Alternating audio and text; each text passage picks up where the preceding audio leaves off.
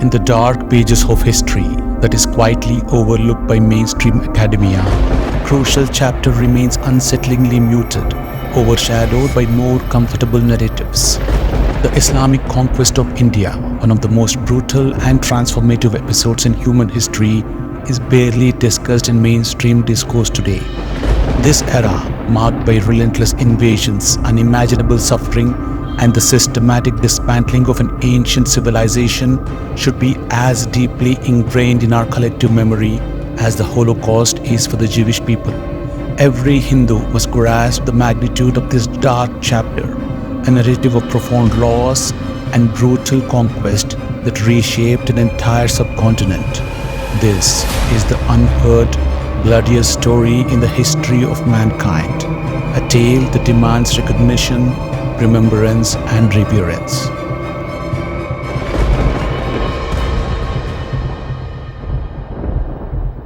The Islamic conquest of India is considered one of the most violent events in history. It is a disheartening narrative as it highlights how fragile civilization can be. The intricate balance of order, freedom, culture, and peace can be easily disrupted by invaders from outside or rising threats from within. The internal divisions and conflicts among the Hindus weakened their society. Additionally, the widespread adoption of religions which promoted non-violence made them less prepared for the challenges of life. They failed to effectively organize their defenses, leaving their borders and major cities vulnerable to invasions by Scythians, Huns, Afghans, and Turks, who were waiting for such opportunities to strike. For 4 centuries, from 600 to 1000 AD, India left itself defenseless to the conquest, and eventually it caved. The initial Muslim invasion was a brief raid in Multan in western Punjab in 664 AD. Over the next 3 centuries, similar raids occurred whenever it suited the invaders, leading to the establishment of Muslim presence in the Indus Valley. Around the same time, their Arab counterparts were fighting at the Battle of Tours in 732 AD for control of Europe. However, the true Muslim conquest of India began around the turn of the first millennium. In 997, Mahmud, a Turkish chief, ascended as the Sultan of Ghazni, a small state in the eastern Afghanistan. Recognizing his new throne's lack of wealth, Mahmud set his sights on the prosperous and ancient lands of India. Under the guise of holy mission to eradicate Hindu idolatry, he crossed the frontier with an army eager for riches. Meeting little resistance from the unprepared Hindus at Bhimnagar, he slaughtered them, looted their cities, destroyed temples, and seized the accumulated treasures of centuries. Returning to Ghazni, Muhammad dazzled foreign emissaries with a display of jewels, pearls, rubies, emeralds, and diamonds of incredible size and beauty. Each winter, Muhammad invaded India, amassing wealth and allowing his soldiers free rein to plunder and kill.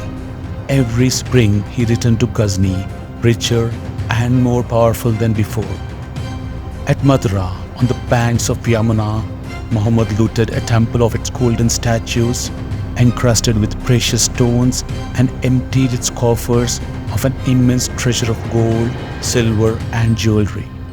Struck by the grandeur of the temple's architecture, he estimated that replicating it would cost 100 million dinars and take 200 years. Yet, despite his admiration, he ordered the temple to be soaked in rafta and burned to ground. 6 years later, Mahmud targeted another affluent city in northern India, Somnath. There, he massacred all 50,000 inhabitants and carried off the city's vast wealth to Ghazni. His conquests and plunder made him perhaps the richest king in history. Occasionally, he spared the population of the sacked cities, taking them to be sold as slaves. However, the sheer number of captives eventually drove down the price of slaves to mere shillings. Before every significant battle, Mahmud knelt in prayer, seeking divine blessings for his campaigns. He ruled for over 3 decades, and upon his death, Full of years and honors, Muslim historians lauded him as the greatest monarch of his era and one of the greatest rulers of all time. Inspired by the glorification of Mahmud's success, other Muslim rulers followed his example, starting a wave upon wave of Islamic attacks which became a legacy of brutality,